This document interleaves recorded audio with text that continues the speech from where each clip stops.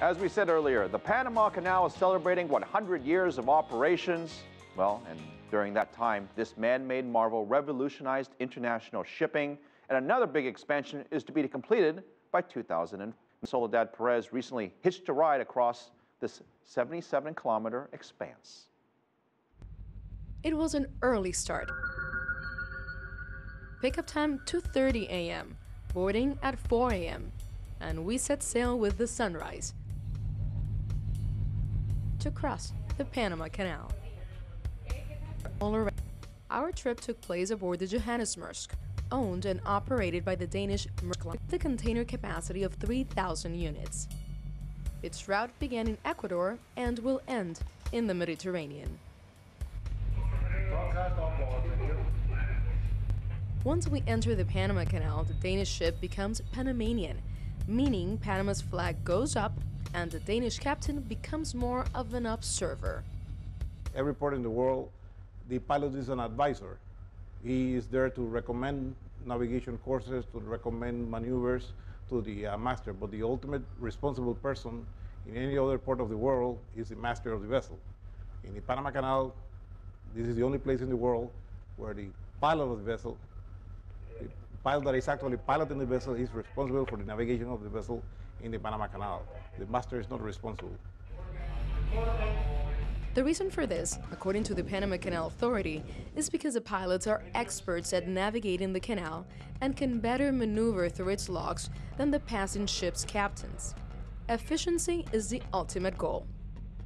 Nothing extraordinary that the pilot taking over, because it's still my ship and I'm still captain on the ship, so, but the pilot has the responsibility.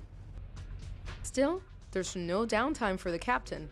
We watched as he monitored the entire operation. These two mariners have been sailing for more than 20 years. The Panamanian pilot, Sergio Sanchez, has been directing ships through the canal for the last 24 years. So how does he feel about the canal as a big birthday? You have to feel proud that such a small nation as Panama was able to take over from the biggest and most powerful nation in the world and be able to do a good job with it. And you know, we have proven it for the last 14 years, and now we are expanding the canal. So you know, you have to feel proud about your country, that we were able to do it as good as the Americans have done it for 86 years. We have done it very good, and we have made more money than them. With this the Pacific Ocean with the ocean via the Caribbean Sea. Despite how modern and high-tech crossing the Panama Canal looks, going through this set of locks has been done for 100 years. There are 3 sets of locks through the canal, working as a ladder to lift the ship up to the man-made Gatun Lake, 26 meters above sea level, and then bringing it down on the other side. The ship enters the lock. Then the lower gates are closed. The space is filled with water. Once it reaches the appropriate level, the upper gates are opened and then the ship exits the lock. When going downstream, instead of filling the area, the lock is emptied by draining water. Then the lower gates are opened. Passing through these locks in the Panama Canal, it's like trying to park your car in a really, really tight spot. And sometimes the vessel gets so close to land that it feels that you can almost touch it. France began the construction of the canal in 1881, but 8 years later abandoned the project. There were design problems from the beginning. Cost overruns and an epidemic of malaria and yellow fever that claimed the lives of more than 20,000 workers. The United States took over in 1904 and completed the project in 1914. Considered a wonder of the modern world, the Panama Canal redefined international trade. It saves a huge amount of extra miles if we had to go south of South America and to the west coast and the other way around again. and not to mention the fuel oil consumption that will be involved in that. So instead of having to go all the way around Chile's Cape Horn, this crew has a shorter trip. Of course, convenience comes at a price. The average toll is about $270,000 for a medium-sized cargo vessel.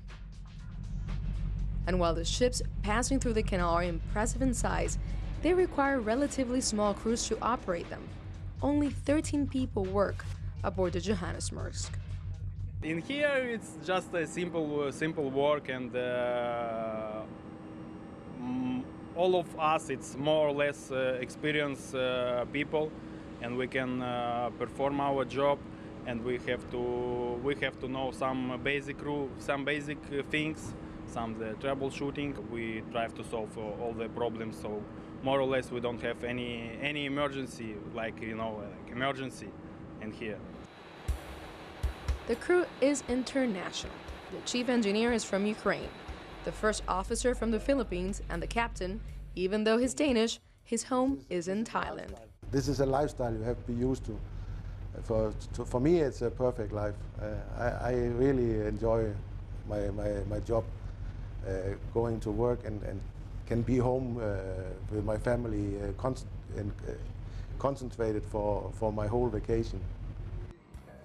Some of the younger mariners say they have yet to get used to the separations. Some of them 6 months on ship away from home and family, and then 6 months off. One crewman was desperate to get home to a wife about to go into labor. These kinds of personal stories have been carried along with the cargo across the Panama Canal for a century now. Our trip across the canal took 11 hours. Then it was time to bid farewell to the Johannesburg. Next time, we'll be crossing the new, expanded canal. Until then, Nitza Soledad Perez, CCTV, Panama.